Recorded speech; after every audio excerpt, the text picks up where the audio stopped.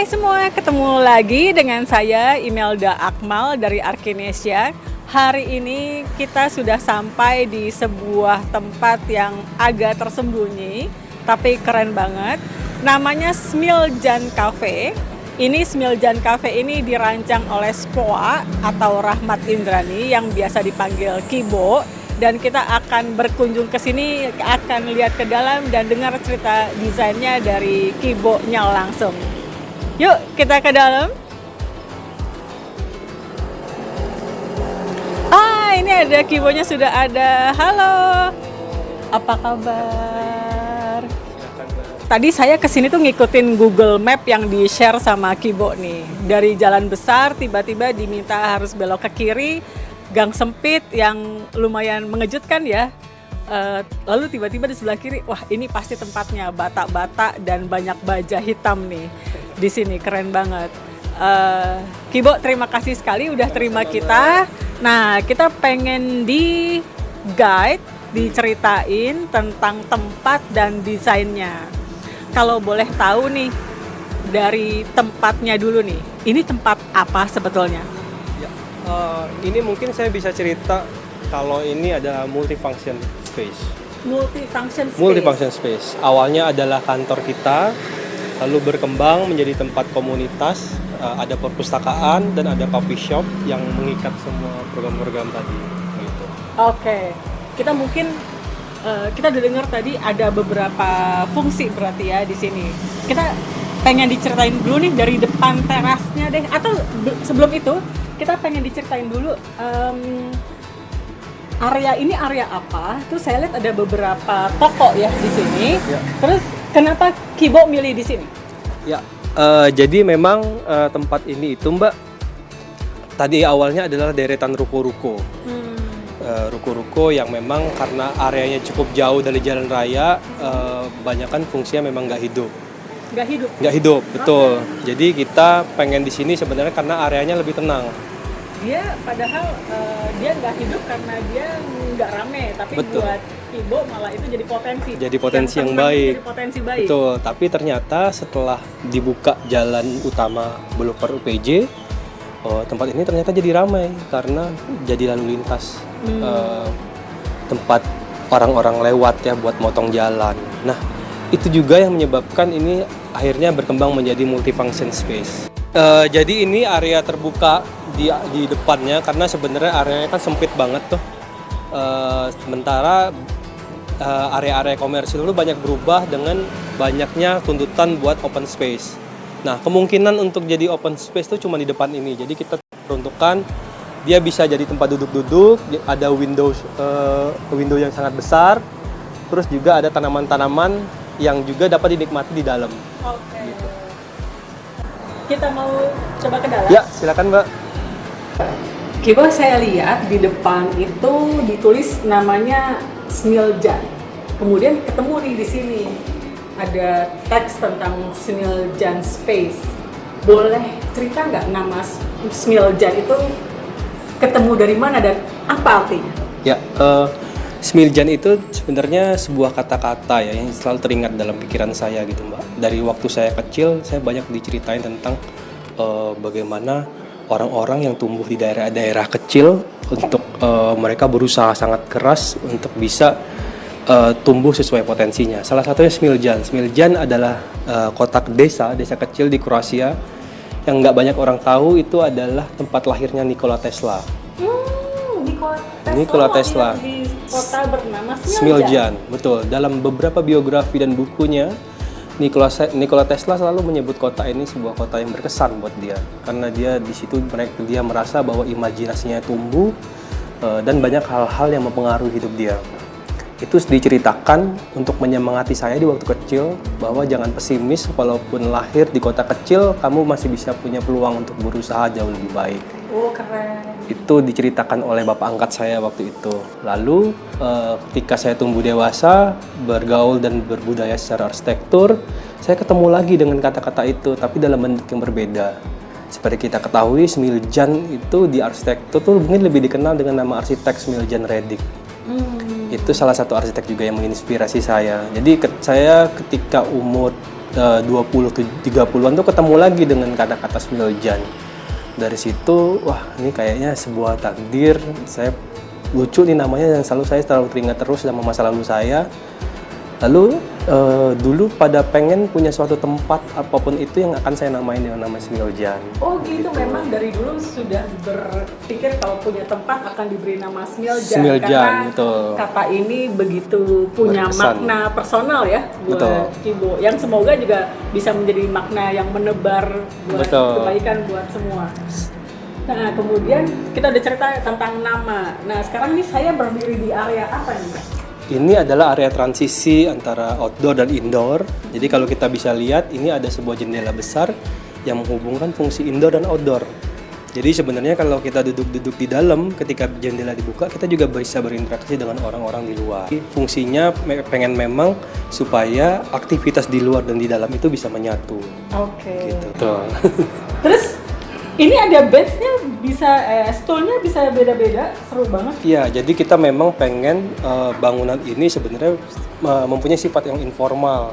Salah satunya adalah kita membiaskan suatu hal yang seragam. Ah gitu. Jadinya bench-nya itu bisa salah berubah satu cara beda-beda. membuat informal dengan Betul. dengan cara yang tidak seragam Tidak itu. seragam. Kalau Mbak lihat warna-warna kayunya ini jauh banyak beda. Jadi kita nggak samain satu warna kayu jati, tapi ini ada kayu bengkirai, ada kayu yang dicat hitam, ada kayu yang natural warna kuning, ada juga yang coklat tua yang ke arah walnut. Nah, kita pengen suasananya seperti itu. Oke, tadi waktu masuk pintu sebenarnya kita langsung disambut dengan mesin kopi nih. Ya, jadi area ini adalah memang didesain supaya ketika orang masuk, barista bisa menyapa.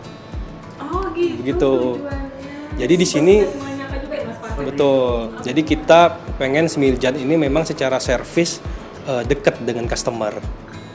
Kenapa lantai tempat barista lebih rendah daripada kita? Ya, tadi kalau kita lihat spiritnya tadi bahwa kita pengen barista itu bercengkerama dan berkomunikasi dengan customer. Jadi kalau kita duduk, customer duduk di area bar dan barista berdiri, level matanya itu hampir sama. Oh, saya tes. Betul. Kalau gitu saya tes, Mas. Boleh silakan. Jadi kalau saya duduk, Mm-mm. oh iya benar. Level matanya sama. Jadi kita jadi langsung kayak ngobrol. Ngobrol, betul. Tidak ada yang lebih tinggi, tidak ada yang lebih rendah. Betul. Jadi ini benar-benar sudah dihitung Betul.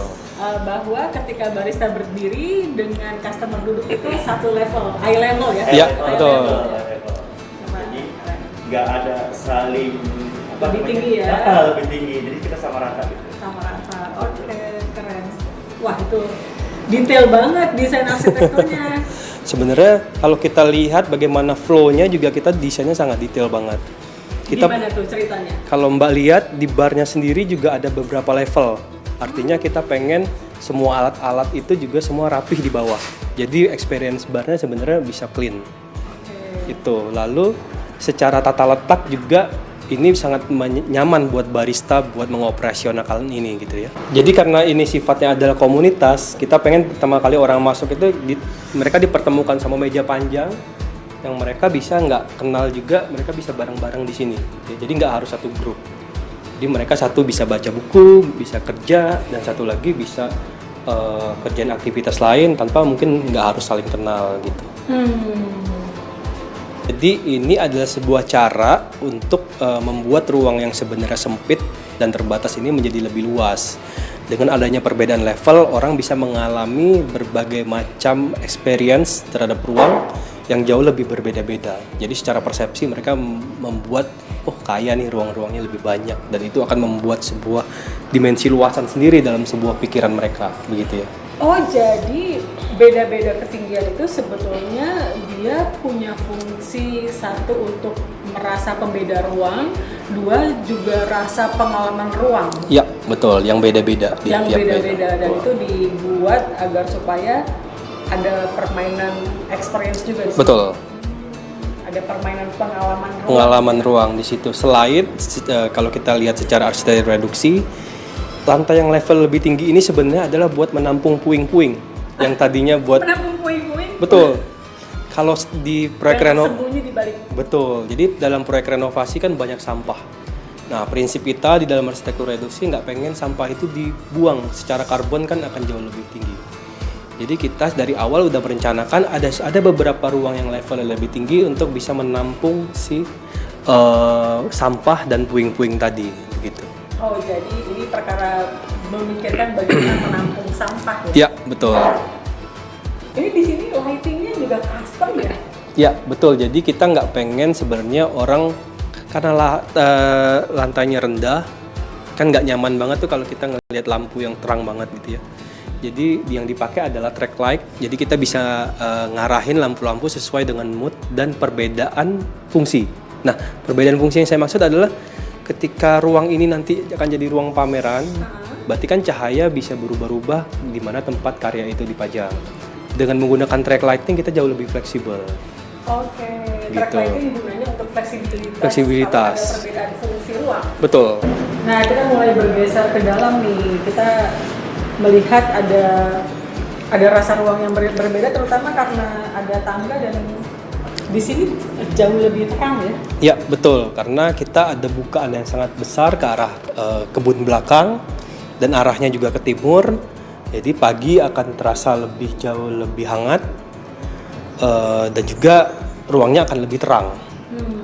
Kalau ini kafe, ini apa fungsinya? Jadi ini sebenarnya perluasan area kafe tapi sangat fleksibel. Seperti sekarang ini jadi ruang pameran. Nanti misalnya ada diskusi di sini bisa di shoot proyektor, orang bisa diskusi. Oke, sedangkan ruangan ini? Ruang inilah yang tadinya adalah fungsi utama bangunan ini, yaitu sebagai kantor arsitek kita. Kantor arsitek, jadi kita bisa ke sana. Yang diinjek ini? Ya, betul. Jadi ini memang Saya nggak tega. Kayak fungsinya adalah memang blur. Oke. Jadi dia bisa berfungsi sebagai tempat duduk dan juga buat orang lewat sebenarnya. Seperti kita masuk ke bangunan di rumah-rumah Jepang. Oh, jadi kalau mau ke ruang itu injek ini aja? Injek itu aja, betul. Saking cantiknya nggak tega diinjek. Nggak tega. Nah, ini nanti ada 3 pintu yang membatasi ruang ini dan ruang ini. Gitu. Pintu mana aja? Ini akan ada 3 jendela Oh, di sini geser. akan ada 3 bilah. 3 bilah jendela geser 3 bilah jendela geser Betul. dari kaca transparan. dari kaca transparan Gunanya untuk memisahkan antara ruang kantor dan area publik. area publiknya di sini. Betul. Kalau kotak-kotak ini fungsinya, ini sekarang ada pameran kayaknya. Ini sekarang lagi ada pameran, tapi nantinya ini untuk menampung cita-cita kami punya buku rak buku yang bisa dinikmati publik. Ini akan menjadi perpustakaan kecil. Perpustakaan Rak buku kecil. Untuk perpustakaan kecil Betul. buat publik. Publik dan kami berkantor di perpustakaan itu. Oh, berkantor di perpustakaan. Betul. Berarti publik bisa mengakses kantor untuk mengakses buku-buku. Ya, jadi kan seperti saya bilang tadi, kantor kami itu sangat fleksibel. Jadi mungkin seminggu cuma dipakai 2 atau 3 kali gitu ya. Selama kekosongan itu kami sangat terbuka buat publik masuk buat melihat koleksi-koleksi kami dan membacanya di sini. Wah, berarti pola kerja SPOA ini sangat cair ya? Betul. Itu juga pandemi banyak mengajarkan kami ternyata fleksibilitas kerja kami itu sangat tinggi. Oke, wah ini bukunya akan bisa banyak ditampung di ini. Betul. Fungsinya bisa Banyak. macam-macam, bisa tambah, bisa kurang. Bisa tambah, bisa Fleksibel kurang. ya. Nah, ini salah satu ruang yang menurut saya yang saya desain sangat informal. Semuanya dari lantainya dari beton cetak, tempat duduknya juga nggak formal seperti banyakan kafe. Nah, ini juga kita bisa melihat fungsinya jauh lebih kaya. Kalau sekarang mungkin kita nggak ngelihat itu bahwa bisa jadi fungsi kursi karena ketika pameran itu jadi media display. Tapi ketika media display dicopot, ditaruh kursi-kursi itu bisa jadi kursi yang panjang. Jadi fleksibilitas tuh lebih banyak di area ini. Dindingnya bisa jadi tempat panel, bisa jadi buat naruh proyektor dan banyak hal-hal lain yang bisa berkembang di tempat ini.